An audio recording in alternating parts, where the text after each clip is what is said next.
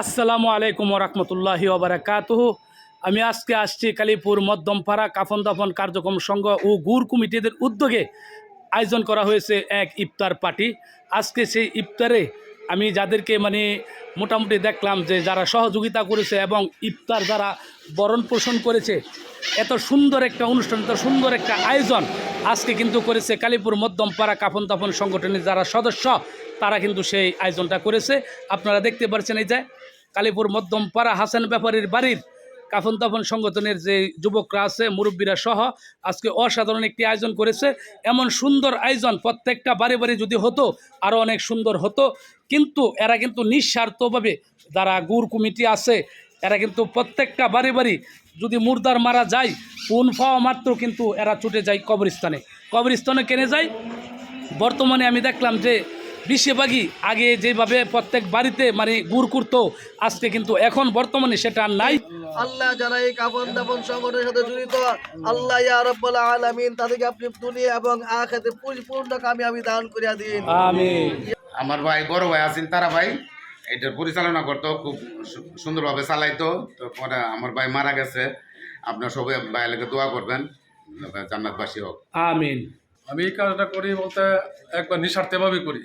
আমি যখন মাইক শুনি কালীপুর নাই, কালীপুর সন্নিবের, এরপর ওই আমরা কুসামারা আছে, কালীর বড় রাজাঘাট আছে, আমি মুখ মাইক পাইলে আমি নিঃস্বার্থভাবে চলে আসি।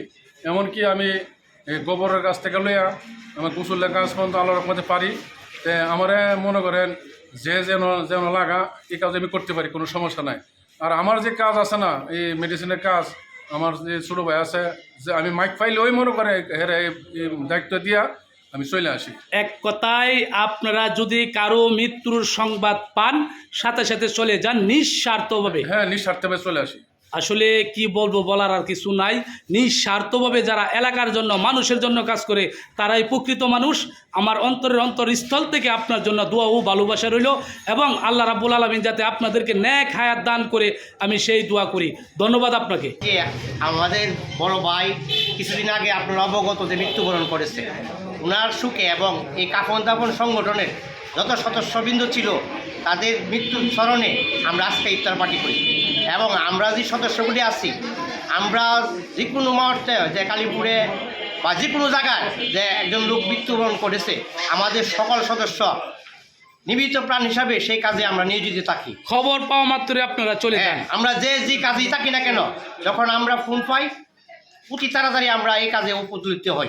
তারা ভাই ছিল, তারা ভাই এই সংগঠনটা প্রতিষ্ঠা করে দিয়ে গেছে আমরা যাতে এই কাজটা সবসময় চালাই যেতে পারি। তারা ভাই আজ দুনিয়া থেকে গেছে গা, হবিমুল্লাহ ছিল, উনিও গেছে গা, আরও অনেকেই গেছে গা। ওনারা সহ সমস্ত কবরবাসীদের স্মরণে আজকে ইফতার দোয়ার মাহফিল আয়োজনটা করেছি, যাতে করে আমাদের যারা সদস্যরা আছে তারাও যাতে একটু উৎসাহিত হয় এই কাজে, যাতে আগায় আসে, সেই উদ্দেশ্য করে সবাইকে উৎসাহিত করার জন্য এবং সবাইকে অবগতি করার জন্য, যে সবাই যাতে আমাদের প্রতি একটা সুনজর থাকে, আমরা যাতে এই কাজটা করে যেতে পারি সবসময়, একটু সহযোগিতা এবং উৎসাহিত করার জন্য আমাদের মূলত উদ্দেশ্য আর কবরবাসীদের দোয়া। আজকে এই আয়োজনটা করেছি। আমরা সবাই একসাথে করি, মোবাইলে যোগাযোগ রাখি।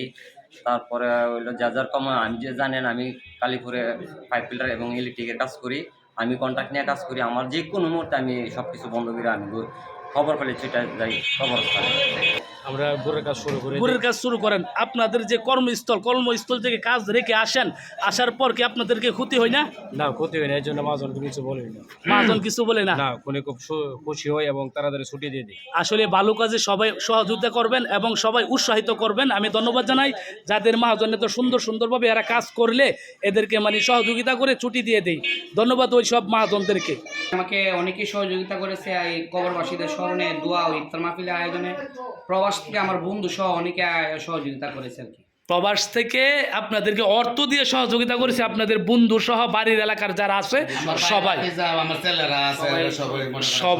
আসলে ভাইজান, যে ভালো কাজে সবাই সহযোগিতার কাম্য। আমাদের কালীপুর গ্রামবাসী যারা আছেন, আপনারা সবাই এদের জন্য দোয়া করবেন, আর যারা পারেন এদেরকে সহযোগিতা করবেন। এমন মন মানসিকতা কিন্তু সবার হয় না, যেহেতু এদের হয়েছে, আপনারা অবশ্যই এদেরকে সহযোগিতা করার জন্য চেষ্টা করবেন।